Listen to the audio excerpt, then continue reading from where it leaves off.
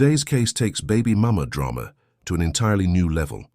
Meet Stuart Lightfoot, a man who says his one-night stand turned into a nightmare after he claims he was trapped into fatherhood. And Tanya Adams, she admits she wanted a baby and did something that'll leave your jaw on the floor. Stay tuned. This courtroom's about to explode with revelations, regret, and justice. This is the case of Lightfoot versus Adams. Mr. Lightfoot, you are suing Ms. Adams for $3,500 for emotional distress after you say you were trapped into having a baby with her. Is that correct? Yes. Okay, now, Ms. Adams, you say what's in your house belongs to you. That's right. Yes, ma'am. Well, I'm intrigued. Mr. Lightfoot, tell the court what happened. Yeah, like you said, Your Honor, I'm suing Tanya for theft and emotional distress for $3,500. I known her for just a little bit of time, and in that little bit of time, we had a one-night stand, and she got pregnant from what my homie... Oh, hold on, okay. That's a lot. So you met her. Take me back. How did you all meet? So I met her in a grocery store. From what I know, is she's a manager at a grocery store or whatever. I was with my homie, Michael, and we were just picking up some crab legs for a barbecue and stuff. Now I'm hungry, but so you're in there, you're in the grocery store, you're shopping for what you guys gonna have for the barbecue. Yeah. And you meet Ms. Adams? Yeah, I met Tanya Adams. My friend Michael, he known her before, and All so right. he kind of introduced me to her. I thought she looked good. This was like, wow, this was like 2 years ago. Okay, so you saw her at the grocery store, you thought she was pretty? Yeah. All He right. knows I like to date like kind of like older women. All right. And so I saw Tanya. Nothing wrong with that. Yeah, nothing wrong with that. I saw Tanya. I chopped it up with her a little bit, got her number, this and that, and we've been talking for quite some time. But I didn't we just kind of like talked, and then eventually one night we kind of went out. I'd known her for about like maybe 6 months. And one thing led to another. Yeah. So Ms. Adams, you remember that day that Mr. Lightfoot was in the store with his friend shopping for the barbecue, and you remember meeting them, right? Yes, Your Honor. He said he thought you were pretty. Did you think he was handsome? Yes, Your Honor. All course right, he did. now I don't really think it's appropriate to ask a woman her age. I'm never afraid to say mine, but if you don't want to say your age, that's fine. But what is the age difference? I'm 40, so there's like How old are you? I'm 28. Okay, so 12 years age difference. Yeah. Okay, so 12 years, and you thought he was handsome as well? Yes, ma'am. And then you all exchanged numbers? Yes, Your Honor. Now you at work. I'm at work. You the and, manager? I'm the manager. I'm the store manager. Yes. All ma'am. right, and was getting numbers too? Well, the thing is, Michael always comes to our store, and we know each other pretty well. You had a mutual friend? Yes, we had a mutual friend, yeah. And I'm single, and I was interested, so thought it couldn't hurt to get to know him. And so the one-night stand, you all were friends talking back and forth. You had Yeah. a one-night stand. Where was the one-night stand? At my house. So y'all were at your house? Yes, ma'am. And you all were intimate? Yes, we were. Did you use protection, Mr. Lightfoot? Of course, I was always raised to use protection. Don't be a fool. Wrap your tool, and that's something I stand by. Don't be a fool. Yeah. Wrap the tool? Yeah. I'm going to remember that one, honey. Yeah. So I was always Okay. taught, and that's what I make sure when I was with her, that I used protection, even though I didn't want to, but I knew this was the most responsible thing to do at the time. All right. And so, I'm a very busy person. I do stocks. I work in the office. And so, during that time, we were talking, but it was a while ago. That's not who I am anymore, but I was talking to a few different women, and she invited me over, and we happened to have sexual intercourses. Intercourses? Sexual intercourse. So that's more than once? It was like three times that night. So. Yeah, it was. You said a few times? Yeah, that's why I like the younger men.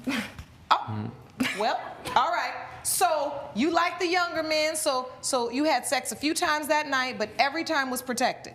Yes, ma'am. So why are we here today? If you had protected sex, you say in your complaint, Mr. Lightfoot, that she trapped you into having a baby. Well, because what happened was, it was I had met her, and then I don't know, 9 months, 8 months later or whatever, my homie tells me that, Tanya, she pregnant? And I was like, what do you mean she pregnant? But I didn't really think anything of it. It was just something brief.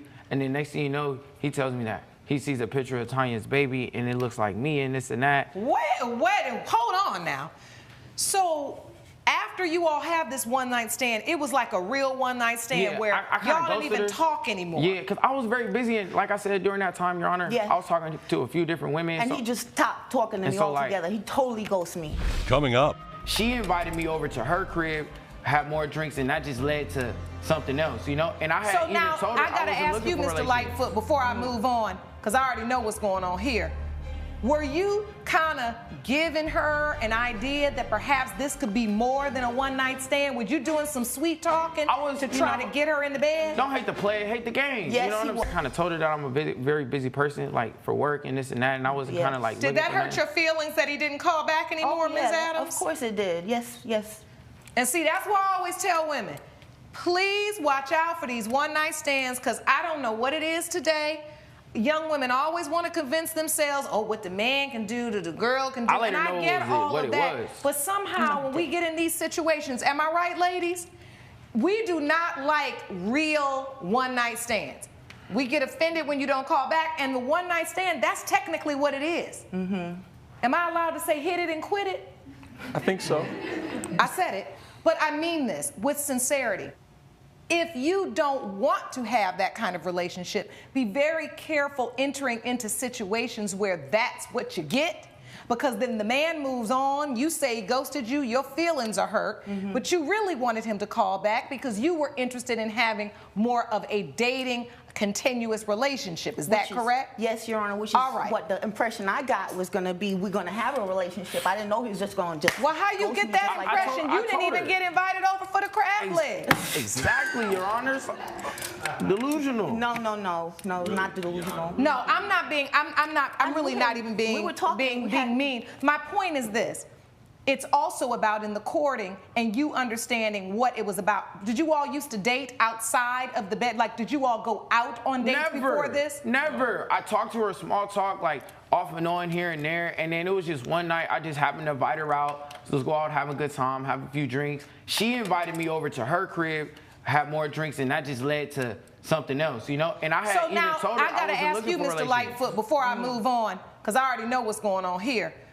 Were you kind of giving her an idea that perhaps this could be more than a one-night stand? Were you doing some sweet talking to try to get her in the bed? Don't hate the play, hate the game. Yes, you know what I'm saying? So like, you got all the same. answer is yes. Well, like at the end of the day, I felt like I kind of kept it real with her. I kept it a buck. I was kind of telling her, like, she was telling me that she wanted a family, but I was telling her, I did want a family, but not right now, not at Okay, so you all had these conversations. Yeah, we kind of talked about it a little bit. Not right now. I didn't really want a relationship. I told him exactly how I felt. So take me to this whole baby thing. So you have a one-night stand where you use protection, and what happens?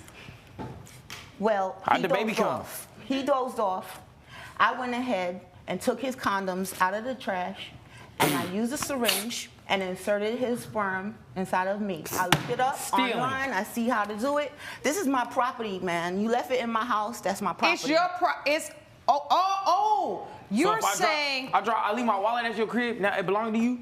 You gonna start taking my cards and start spending my money just because it's at your crib? Yo, wait a minute, Ms. Adams. Now that rationale, that line of thinking. So you said to yourself, he left. And the condom is still in the trash can. You didn't flush it down the toilet? No, he dozed off. No, that's a lesson you learned. Yes, you're right, Your Honor. You was today years old when you learned that.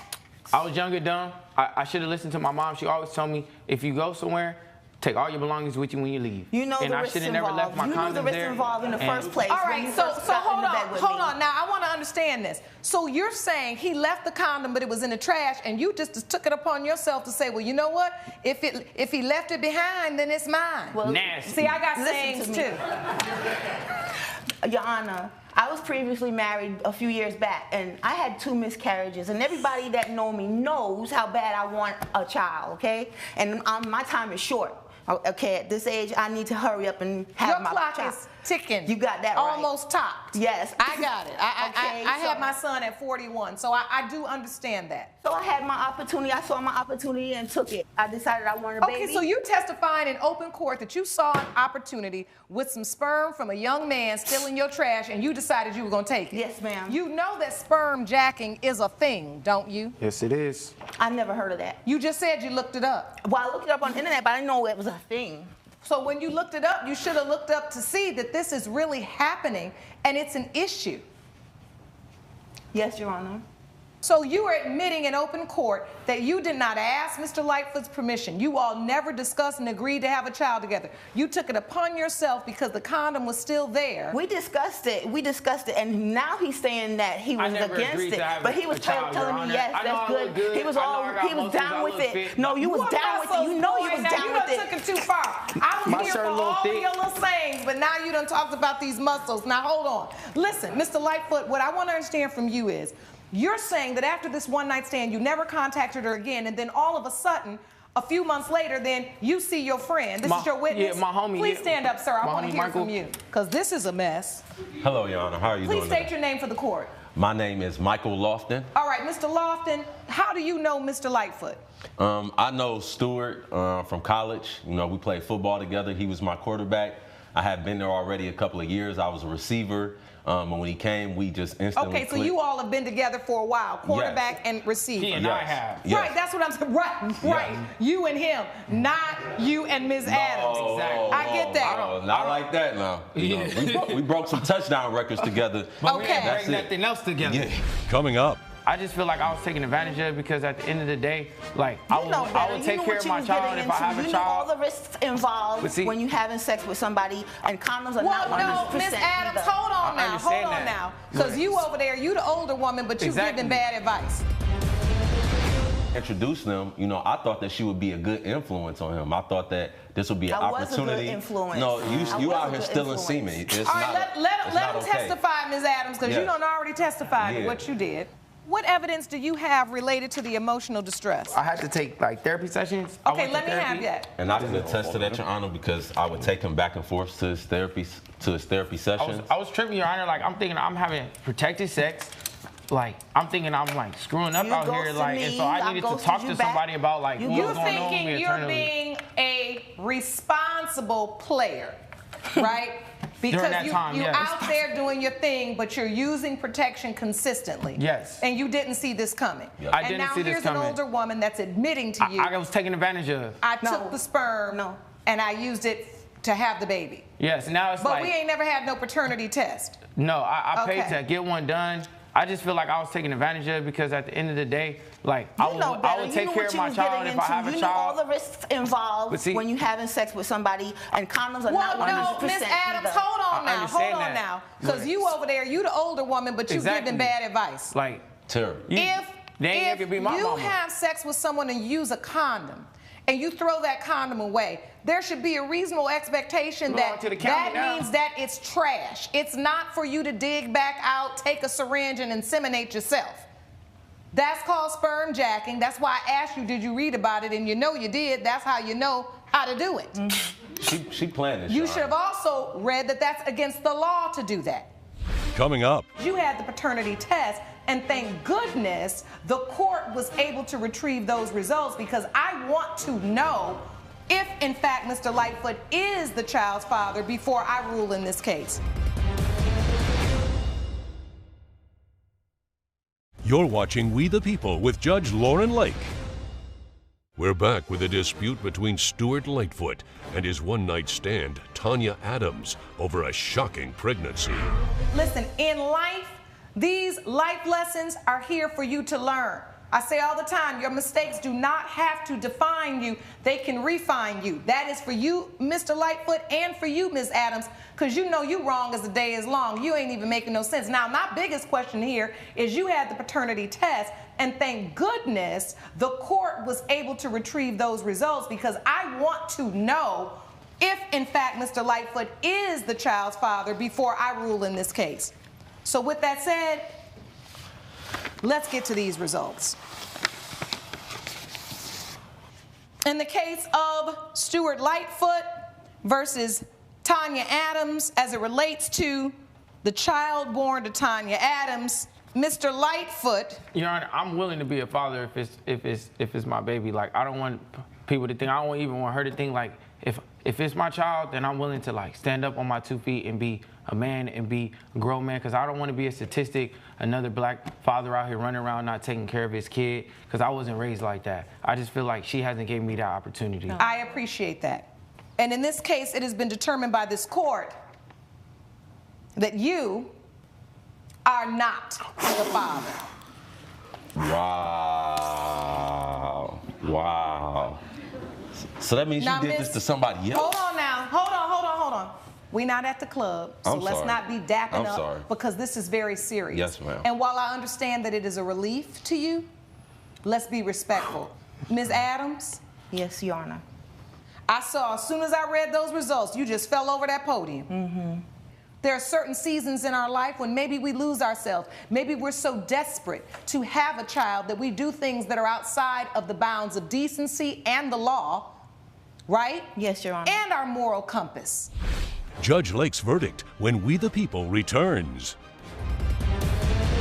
So it has been determined by this court, Ms. Adams, you have admitted in open court that you did steal the semen. Even though Mr. Lightfoot was not, in fact, your child's father, you admitted in open court that you did, in fact, steal the semen. That did cause him emotional distress. He did have to go to therapy. And for that reason, you are responsible. So in addition to having this beautiful child, do you know who the father is? Yes, Your Honor. You're right. Well, I'll tell you this. I hope you do. And if you need to make sure of that, do what's necessary to establish paternity for your baby, because at the end of the day, the baby will be looking at you at some point. Like, where is my father? And that's on you. Okay? It has been determined by this court judgment for the plaintiff for $3,500. Court is adjourned. And there you have it. Judge Lake rules for Stuart Lightfoot, awarding him $30,500 for emotional distress. Tanya admitted to sperm theft. And even though Stuart wasn't the father, the judge recognized his trauma and the violation of consent at the heart of this case. This verdict sets a strong message. Consent doesn't end when you walk out the door. This isn't just courtroom drama. It's a cautionary tale about respect, ethics, and accountability. So what do you think? Did Judge Lake get it right? Should reproductive deception carry heavier penalties?